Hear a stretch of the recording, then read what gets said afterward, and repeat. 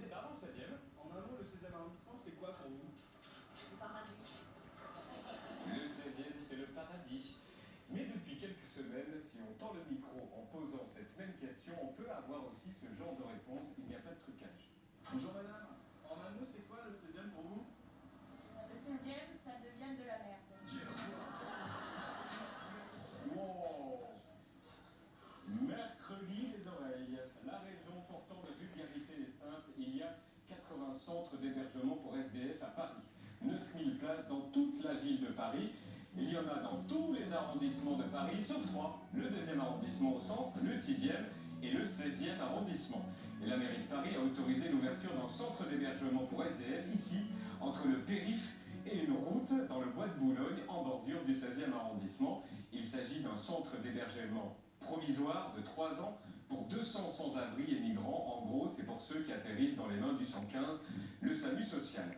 Panique générale dans le 16e, réunion de crise entre les gens du quartier pas contents d'un côté et les représentants du projet de l'autre. Ça se passait à l'université Dauphine.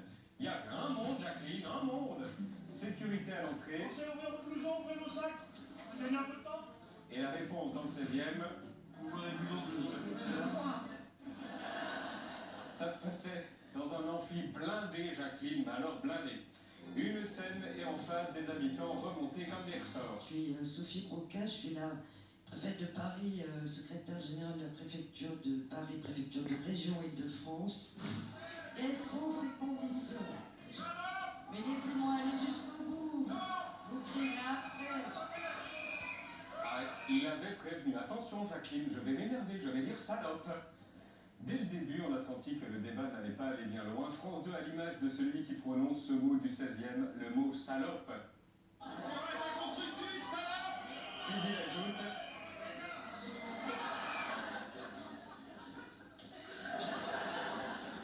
brosse à caca. Alors l'insulte brosse à caca destinée à la préfète est beaucoup plus subtile que ça n'y paraît. Brosse à caca est un jeu de mots sur le nom de la préfète qui s'appelle Sophie Broca. C'est-à-dire que vous avez le mot broca, vous coupez le nom en deux, un peu d'imagination et hop, brosse à caca. Bon, on va très vite passer sur le débat, qui vous le comprendrez, était un peu stérile. Alors, ces 30 000 personnes, nous les mettons à l'abri dans des centres d'hébergement d'urgence. Il y en a 78 dans les centres d'hébergement d'urgence, projet qui était projeté. Le maire du 16e n'a pas pu en placer une non plus. Monsieur Pascal, si vous pouvez me dire quelques mots. Mais très franchement, nous mettre devant le fait accompli est une mauvaise solution. C'est un diktat. Il y a des élus. C'est le premier élément.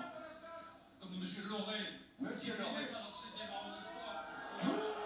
Altercation avec Julie Debouche qui a même reçu, regardez, attention violence, il a reçu une boulette de papier. Attention, on le remet au ralenti, projectile de Jacqueline. Ils ont ensuite tenté de faire parler l'architecte pour qu'il expose son projet. À plus de 50 mètres des premiers bâtiments, dont elle est séparée par un important filtre végétal. 2 bâtiments pour l'hébergement. Vous pouvez le répéter? Les gars, Et voici les meilleures insultes. Incapable. Dors le clown. Et attention, pire que la boulette de papier. Alors là, non, on veut bien accepter salope, mais pas fauteur de trouble. Sans les trop, la coupe est pleine, le président de la fac en a marre. est-ce que vous vous rendez compte du spectacle que vous donnez aux étudiants de cet établissement? Dans ces conditions, ma responsabilité c'est de dire, et je l'assume, que cette réunion s'arrête à l'instant présent. Je vous demande d'évacuer.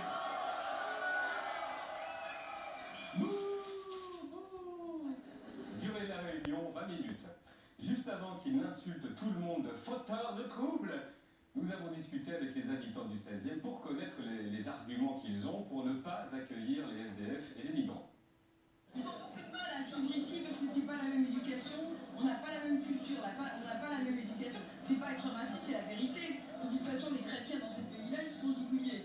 Alors, ils sont mieux dans les pays musulmans. La Syrie, elle est en train de retrouver peut-être un semblant de paix. Et quand on voit à la télévision, tout n'est pas cassé. Là, ils sont en train de refaire. On voit que Palmyre, ça n'a pas été démoli en financièrement, Alep non plus, Damas non plus, c'est un très beau pays, la Syrie c'est grand, ils sont mieux, en Turquie, ils sont mieux dans ces pays-là, même en Jordanie, qu'on les aide. On les aide là-bas parce que ils sont plus proches de leur éducation là-bas et de leur culture. Bon, alors tous ne sont pas comme ça, hein. Nous ne sommes pas contre le principe d'un centre d'hébergement. Mais pas là, ailleurs. Pourquoi? Raison numéro 1, on ne veut pas de centre d'hébergement car on est écolo, on aime la nature. Je refuse qu'on le mette dans un endroit classé, zone naturelle et classé au monument historique. Mais je pense qu'on peut peut-être les mettre ailleurs qu'au bord du bois de Boulogne, qui est d'ailleurs privé. Il est classé monument historique. On n'a pas le droit de toucher au monument historique. Mais c'est pas que une question, monsieur. Raison numéro 2, ce quartier est inadapté, c'est comme ça, on n'y peut rien, il est inadapté. Je suis un peu inquiète de ce qui va se passer, de mettre des gens dans un quartier où il n'y a ni école pour eux, l'endroit où ils veulent les mettre, il n'y a pas de commerçants, donc ils vont acheter dans le quartier quasiment le plus cher. Est-ce que vous pensez que les SDF auront les moyens de se payer la baguette qui est à plus d'1 euro? Ils ne peuvent pas se payer des baguettes à 1 euro. Autre raison, le bois de Boulogne et ses fréquentations un peu olé. Ils vont se retrouver dans le bois de Boulogne où la seule activité lucrative, on sait très bien ce que c'est. Ces gens-là qui vont être au milieu des prostituées, des proxénètes et des travestis. Raison numéro 3, la mauvaise foi. Écoutez ça, c'est magique. Vous savez où ils sont placés? Ils sont juste placés au moment où le périph' sort du tunnel. Il y aura des enfants qui seront sûrement en grande difficulté de santé. Alors, le bruit... De quoi, la santé? Toute la pollution qui sort par là. La deuxième chose, c'est que on s'est engagé à ne pas couper d'arbres. Je trouve ça très bien. Mais les maisons qui construisent pour eux, enfin si on peut appeler ça des maisons, sont juste à ras des arbres. Il n'y a pas beaucoup de tempêtes dans Paris, d'accord? Mais le jour où il y aura un arbre qui tombera sur un enfant, on aura tous le bien. Sachant que la vraie raison est... Ce qui fait que les gens qui habitent en face, ils ont des appartements qui tout d'un coup descendent de 30%. Alors du coup, en ce moment, tout est arrêté, ils peuvent ni vendre ni acheter, et tous les marchés sont arrêtés. C'est ça le plus important pour vous, c'est que l'immobilier baisse? Oh, je sais bien, mais je connais votre politique du pauvre, etc. Mais ils sont pas pauvres du tout, ils sont mal logés, voilà. Mais en donnant leurs arguments, ils ont quand même décrit une facette du 16e arrondissement qui est loin d'être le paradis, non? C'est quoi le 16e? Toute la pollution. La baguette qui est à plus d'1 euro, prostituées, proxénètes, des travestis. Comme quoi elle avait raison, la dame, tout à l'heure. Le 16e, ça devient de la merde.